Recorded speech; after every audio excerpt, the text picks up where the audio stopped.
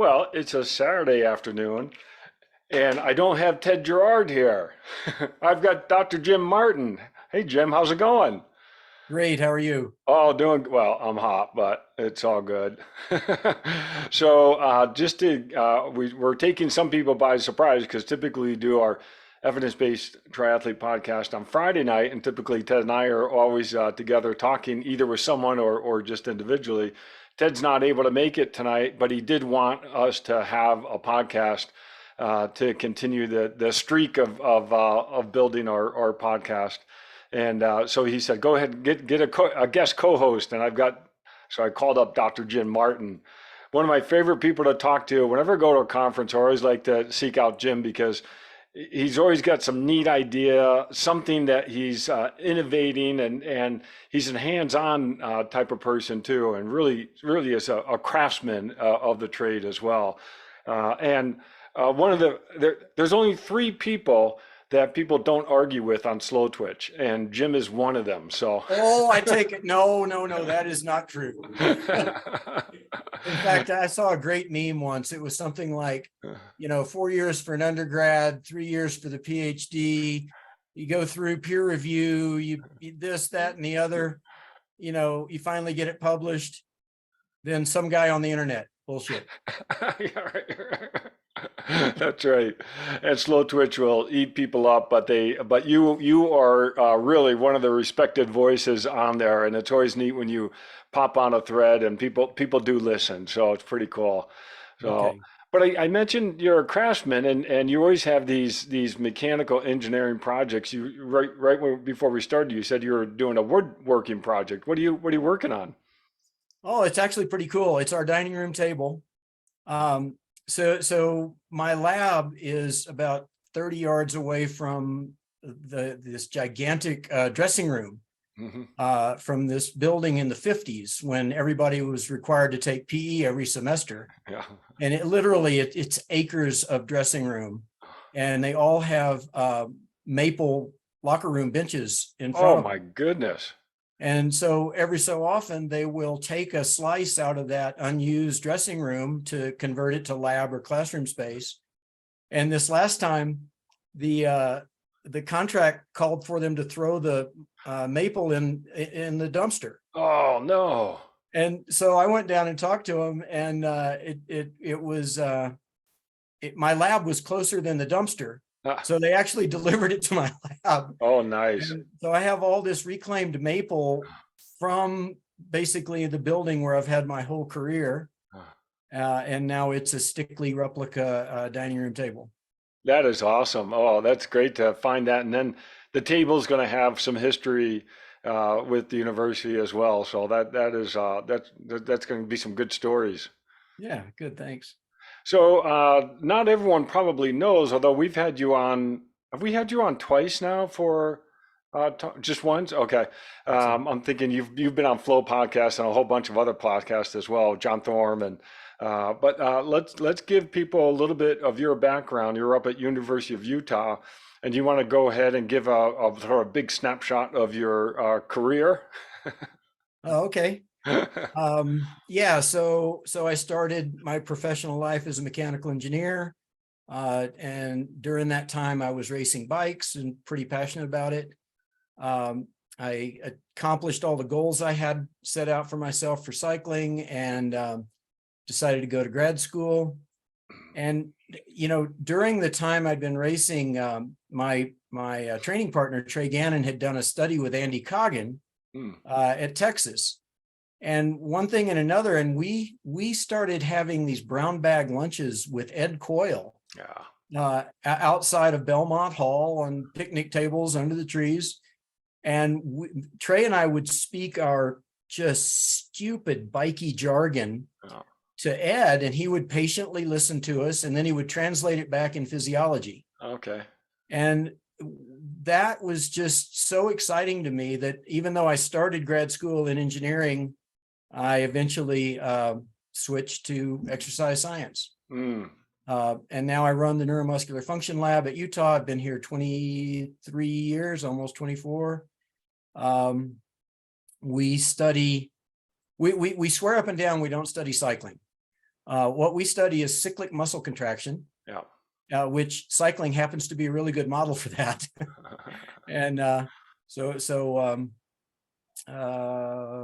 what else? We do biomechanics. We look at fatigue. We do musculoskeletal modeling. We've done a lot of work with crank length, which I think is interesting to some of your listeners. A lot of work with efficiency. So I don't know. I'll stop there. I love Anything it. else? No, that's great. And your biking background, I love that the academic background is top notch, and Jim is a respected international researcher and recognized. So it's really neat to have him on here as our guest host for the podcast while Ted's out. I'm a substitute teacher, I guess. Yeah. All right. Oh, I love it. Okay, so you talked about bike racing. Give a little sense of what type of bike racing you're talking about. Oh, I was a wheel sucking road sprinter until they built a velodrome near me, and then I was a match sprinter. Yeah. So yeah, when I could finish, I did okay on the road, and then when I didn't have to go 2 hours first, I did a lot better. Oh, I love it. So you're a high power kind of guy. You just crank out. What type of power would you have during a sprint race? Back when I was actually highly trained in racing, we didn't have power meters yet. Oh, right.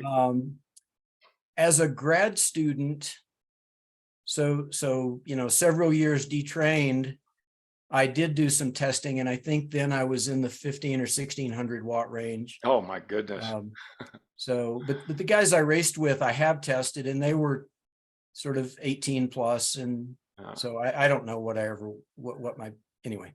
That's amazing. That's high power. I mean, when we do iron distance races or triathlons, if people are in the 200 watt range, sure. that's really fantastic. But a lot of people are in even below 200 in sustaining a race. How about I know you follow the Tour de France really closely. What do those professional cyclists generate in terms of power? Oh, it's astronomical. Yeah. Didn't we hear that Vingegaard was doing close to 8 watts per kg? I think it was up there. Yeah. So I don't know what he weighs, but wow, that's a Yeah. lot. Let's say less, probably 60 or less. Yeah, I was kg. thinking 60. Yeah. So 480 watts. Yeah. That's So yeah. for sustained, to be able to sustain. Right. He was sustaining that for what, 10, 15 minutes for, I think Yeah. that climb. And we've seen that kind of power in my lab, but from big guys. Yeah. I've seen just a local mountain bike racer who was really big, Mm-hmm. 420 for 10 or 12 minutes. So Mm-hmm. they're out there, but they're not the combination of, that power and that weight. Mm-hmm. Yeah, that is amazing. And so that's a different style of riding than what we do in iron distance or half 70.3s or Olympics or sprints or whichever it is. But still, power is power, and you got to look at the factors that influence power or influence the ability to make the bike go fast. And Yeah, so good point. that's my segue to talking about something that you've done a lot of work on is crank length. And I'll tell you what, there is just really a lack of clarity on the athlete end in terms of what crank length to buy when they get a bike, because you really get one shot for a lot of people. They just buy one crank and that's what their crank is for the duration of that bike.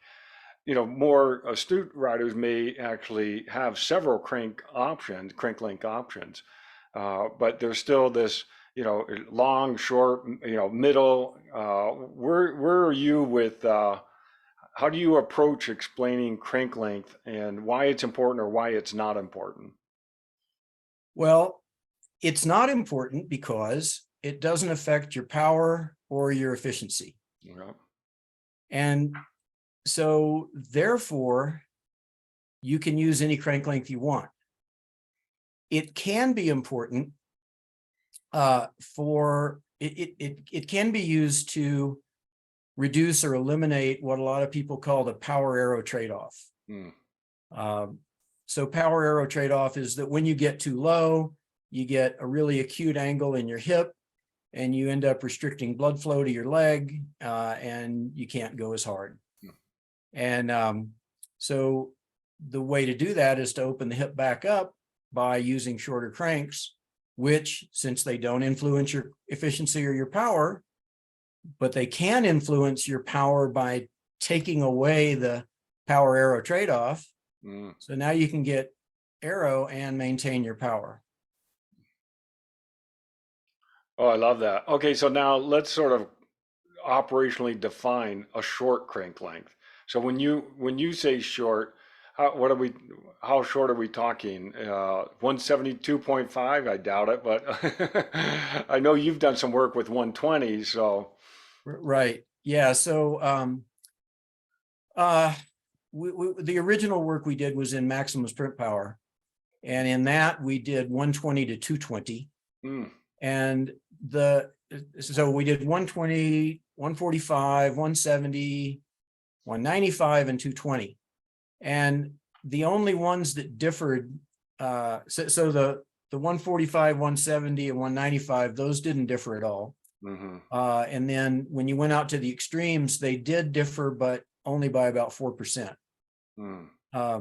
So then that was in maximum sprint power. So we said, okay, now we know that this range, this 145 to 195, which we think that is small now. Since that doesn't affect muscular power, let's go see what it does for efficiency. And so we did metabolic cost. John McDaniel, who's at Kent State now, did that as his master's thesis. And there was, when you look at, so crank length and cadence, there was no direct effect of either of those. There was an effect of the combination, the pedal speed. So how fast is the pedal going around in the circle?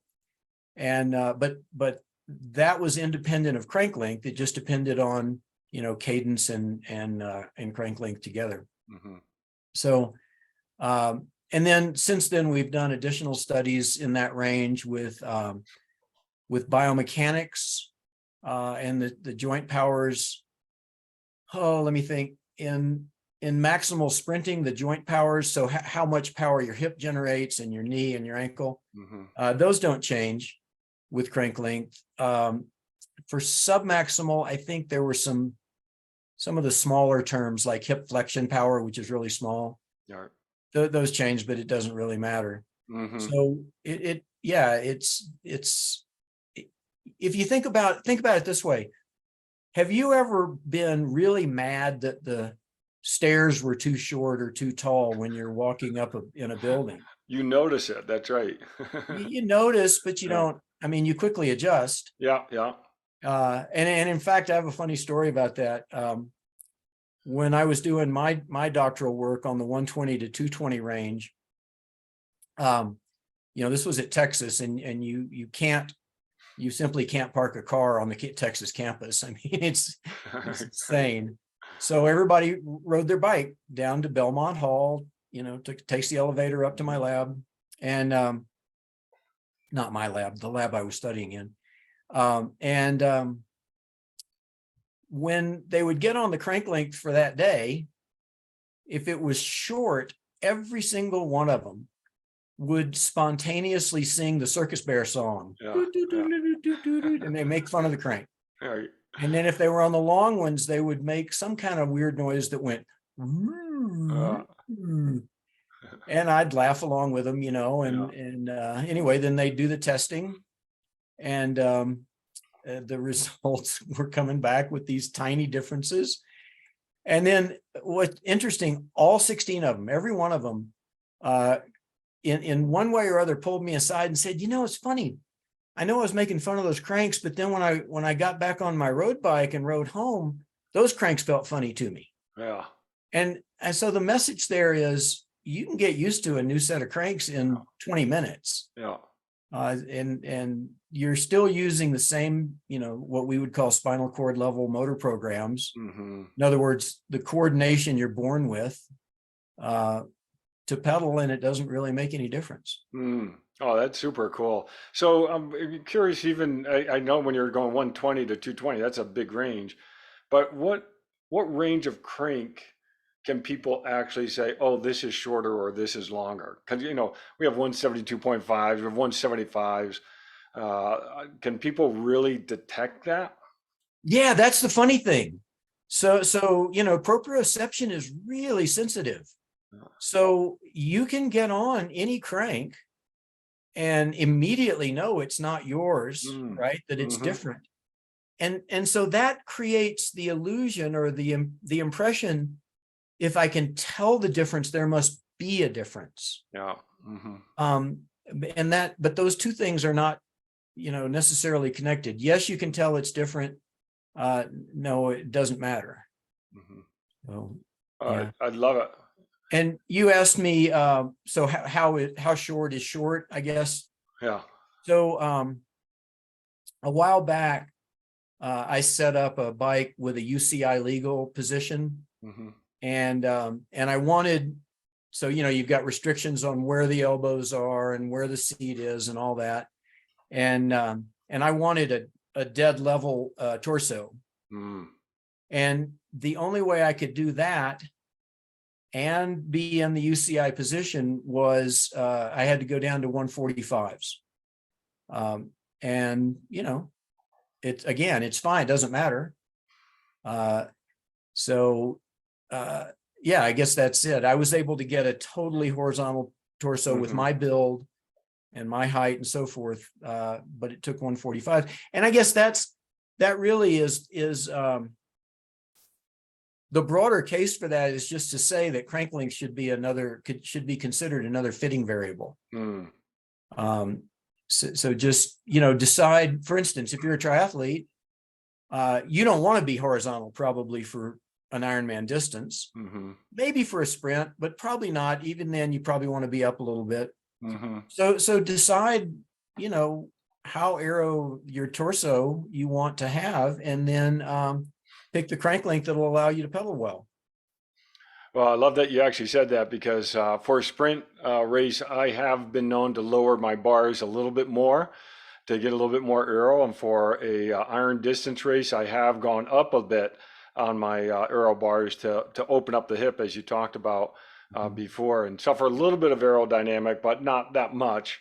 But for a sprint, you just want to you just want to go all out. You don't, But that raises the question: when you do try different crank lengths, how do you adjust your seat height, or do you adjust it as you do Oh, yeah, I'm sorry. That's that I should have mentioned that up front. Everything we've ever done in my lab, we have maintained the saddle to the pedal in its most extended position. Got it. And so when we go shorter, we raise the saddle, and we go longer, we lower it. Um, I actually think we shouldn't have done that when we got down to the 120s. That's off in the Mm. nuance, but I think we had so little leg flexion with the 120s that the reason they were less powerful has to do with stretch enhanced force production that we weren't getting Hmm. because Hmm. anyway, I'm sorry, that's off in the No, nuance. no, that's super interesting. Yeah. Yeah, so you think it had to do with how long the muscle was to begin with, and if you're operating in a bad length, you're not generating a lot of force. Yeah. Exactly right. Yeah. Oh, that's awesome. All right, And so I've been meaning to repeat that study with just the simple change of leaving the crank in the same place when you go from 145 to yeah, 120, and I've yeah. just never gotten around to Hmm. it.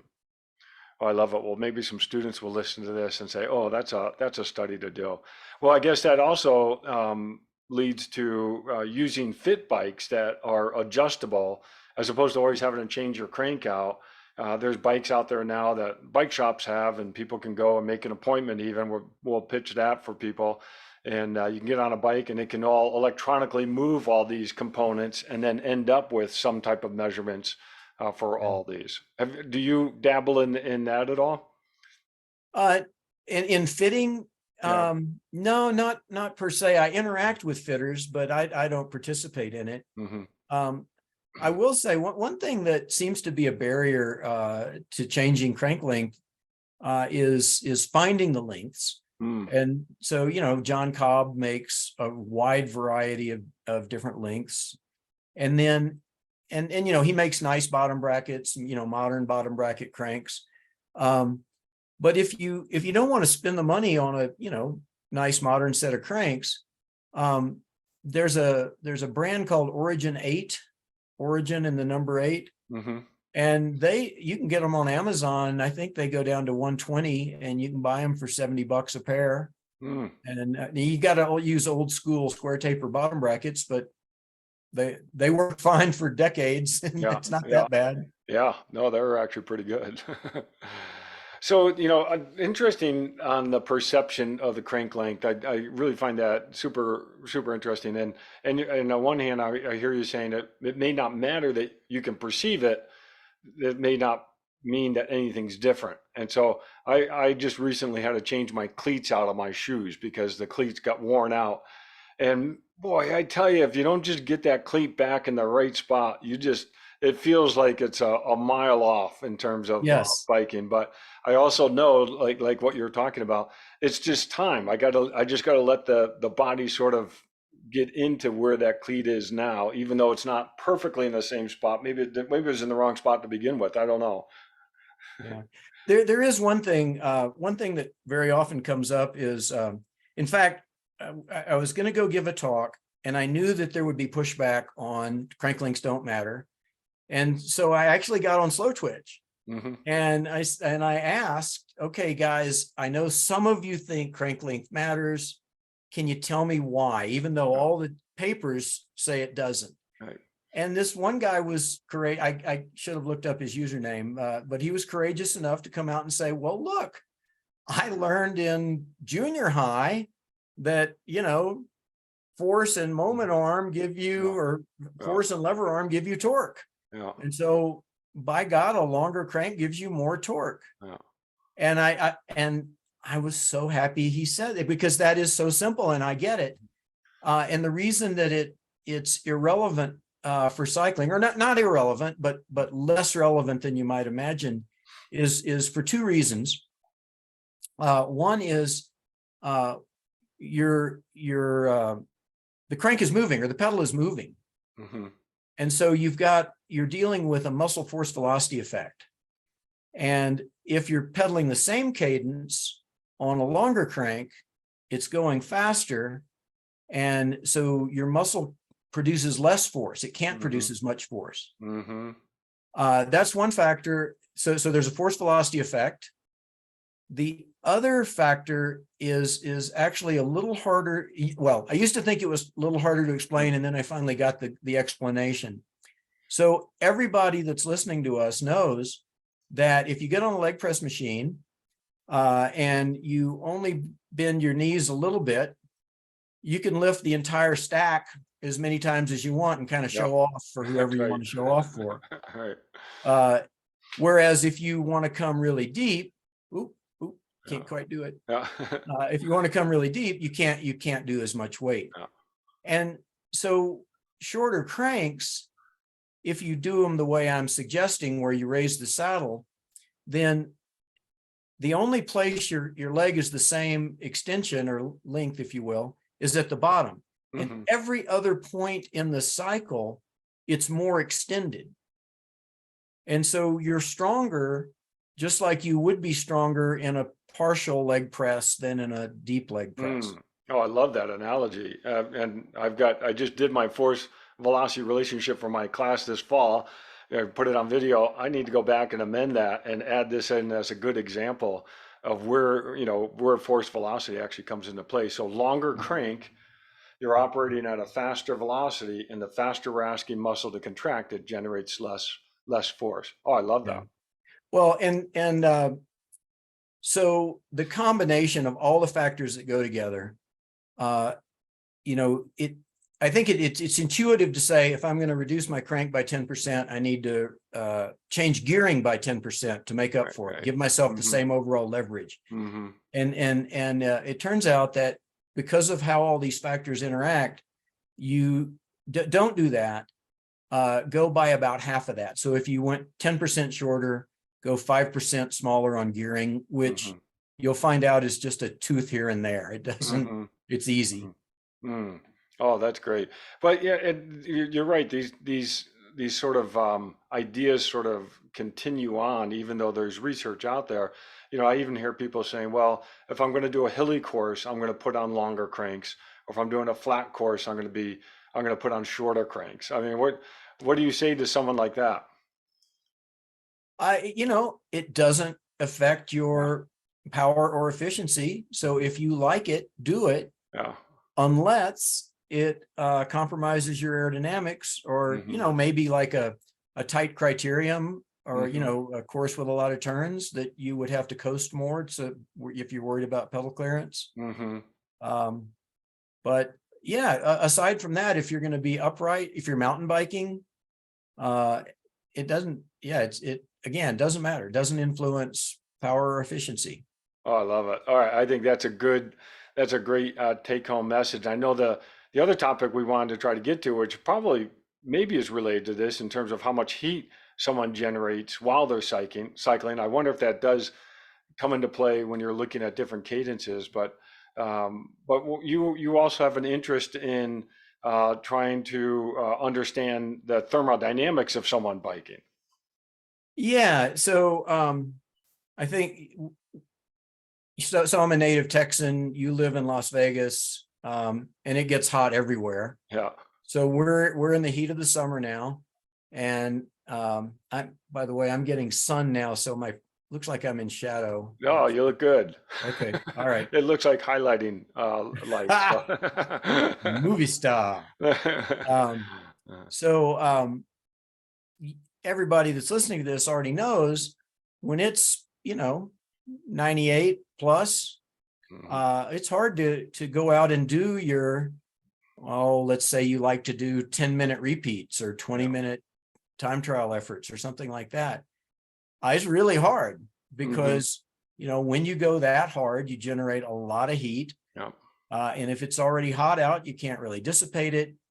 And so it can compromise your training. So what we've done a lot in my lab is single leg cycling. Okay. And now we started out doing this, and by the way, this is not a technique drill. Please let's be sure we understand this is not pedal a circle, any of that. This is stomp with one leg, boom, boom. And we set up ergometers, stationary bikes with counterweight systems so that it feels just like double leg cycling, but you're only using one. And when you train like that,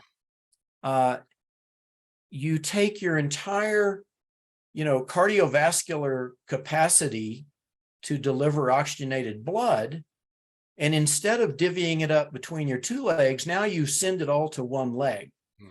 And so it's sort of the equivalent of waving my Harry Potter wand and giving you twice your VO2 max to go out and train.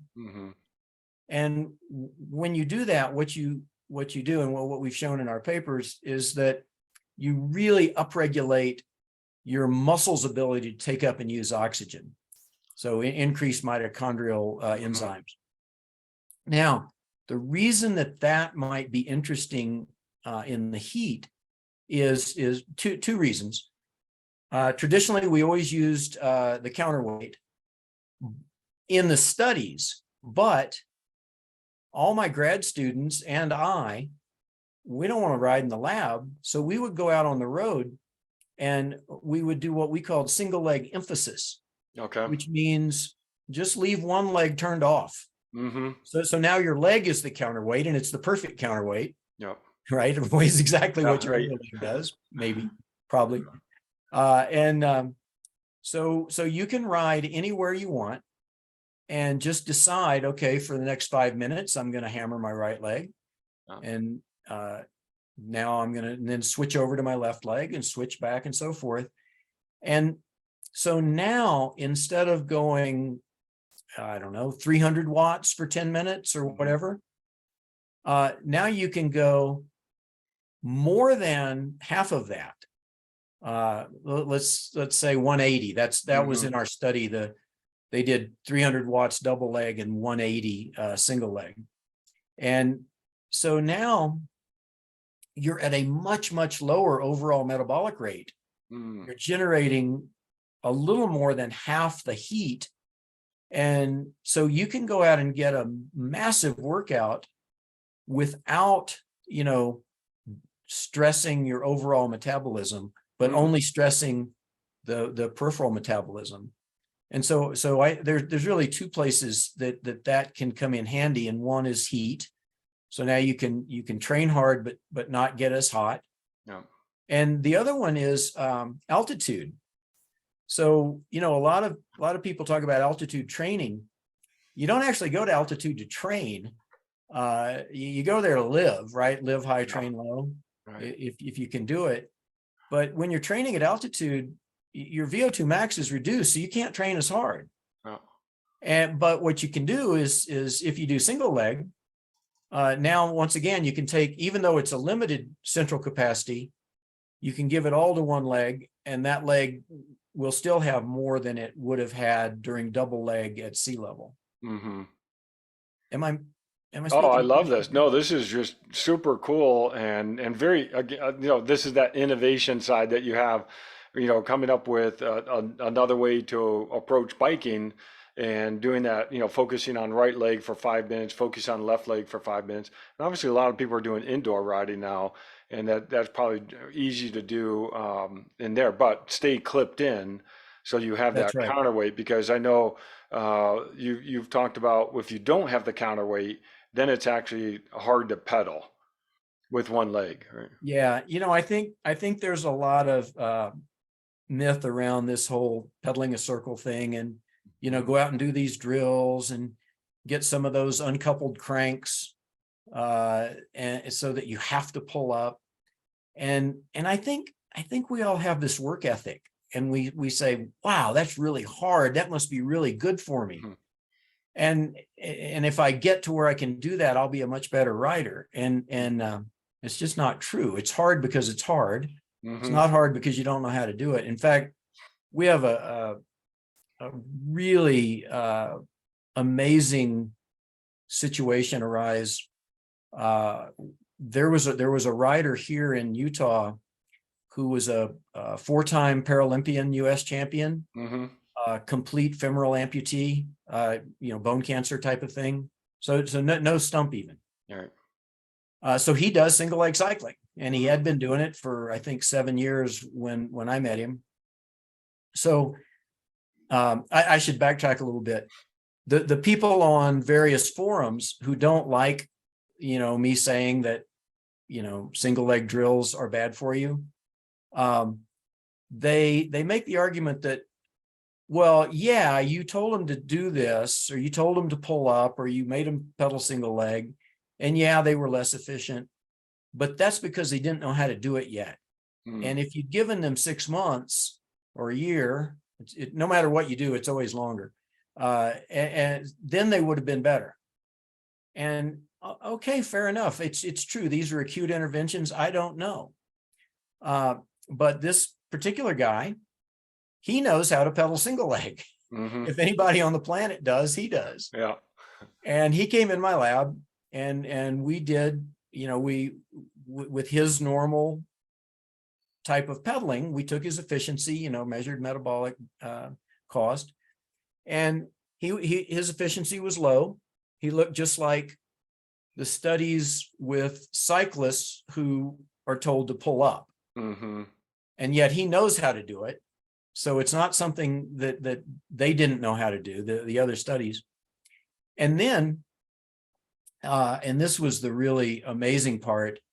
So then we get all those measures, and he sits down, and we put the counterweight on, and he gets back on the now the single leg counterweighted erg, and he starts pedaling, And he just immediately drops his head and watches the counterweight for a minute. Then he looks up and he looks straight at me and he goes, "Oh God, this is so much easier." Wow, interesting.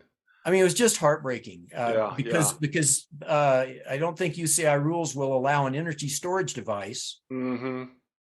So he can't go out and put this, put some sort of a counterweight on his bike. Mm. And as soon as he got on the counterweight, his efficiency went up to what would be normal for trained cyclists, about 10% more than he was without the counterweight. Mm. So that we think is the final nail in the coffin on the whole, well, you need to practice more. Right.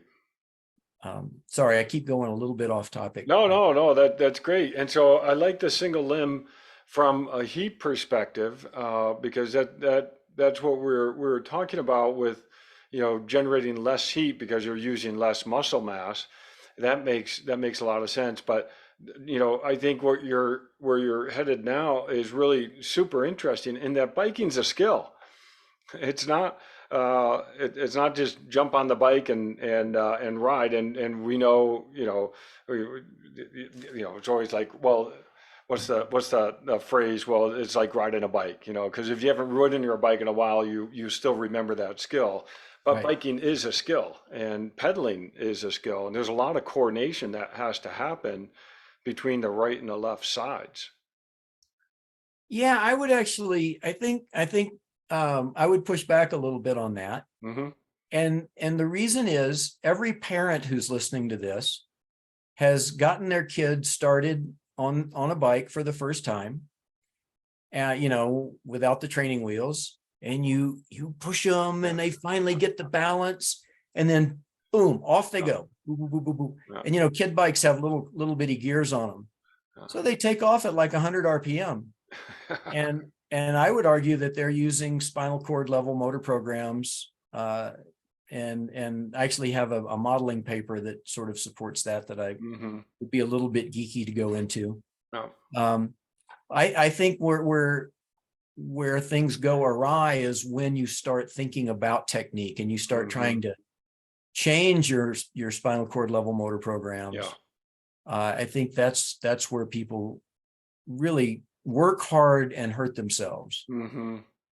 Um, Well, and it's interesting. We had a faculty member who's now retired, Dr. Gabby Wolf, where she has done a lot of research on the influence of internal versus external focus on a variety of tasks. So her premise is if you focus on something internally, like what we're talking about, pedal stroke, I got to pedal in circles, you actually perform worse than if you focus on something externally. I don't know what the external instruction would be in this case, but you're focusing on a spot to bike to or something like that. or go fast. Or go fast, that's right. But once you start to focus on the details of the coordination, then everything gets messed up because our brain, we can't consciously really understand exactly everything that's going on. And when we think we know, we actually make things worse. Yeah, exactly. The only technique thing that we've done that's actually beneficial, we have very carefully controlled study, and we never said pedaling, we never said technique, we never said anything about how the rider was pedaling.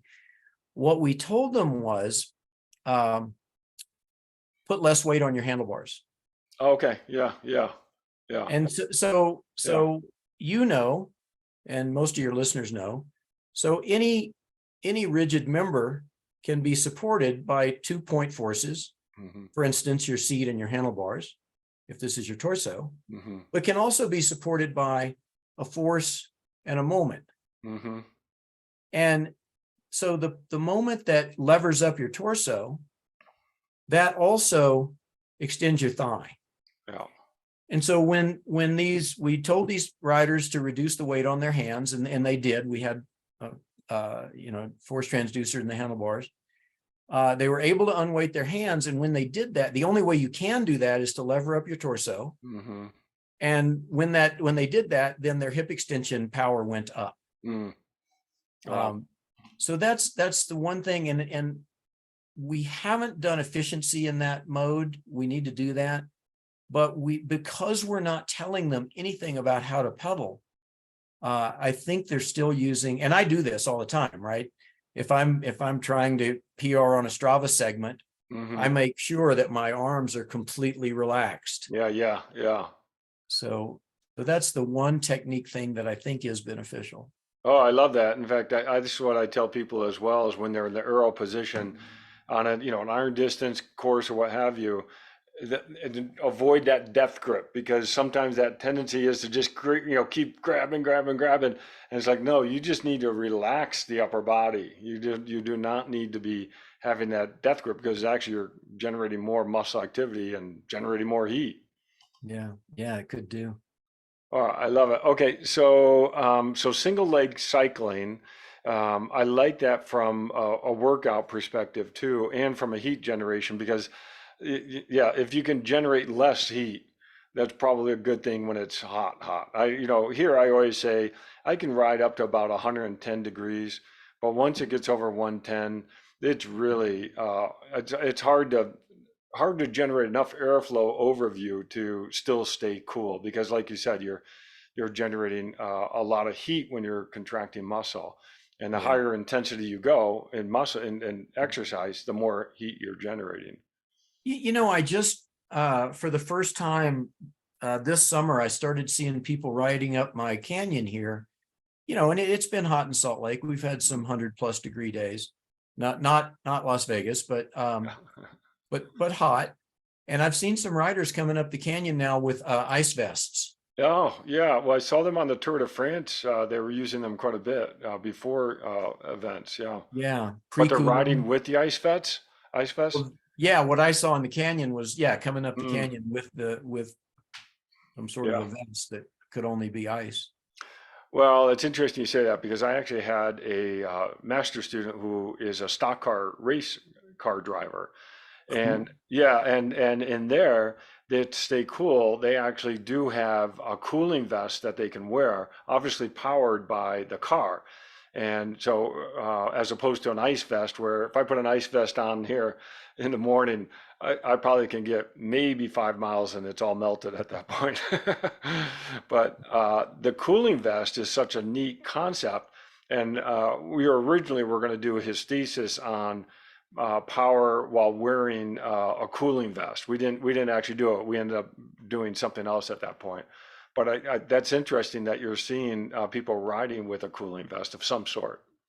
Yeah. Now, one thing, so the low tech approach that I've been doing for years, didn't even occur to me to mention this, but uh, for people who live in dry climates like Las Vegas, like Mhm. Utah, Yeah, not in the Southeast, sorry, yeah, but so the way that I have done summer rides for 20+ years is I walk out in my shorts, getting my bike ready, and my jersey is in a bucket, or yeah, a yeah, mixing bowl yeah, of water.